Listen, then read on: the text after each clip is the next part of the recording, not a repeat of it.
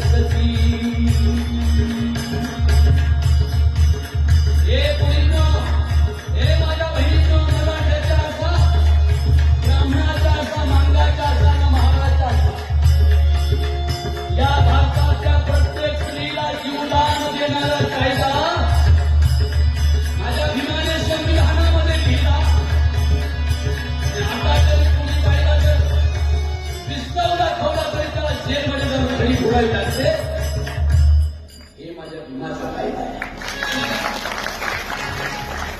जोरात टाळी वाजवली.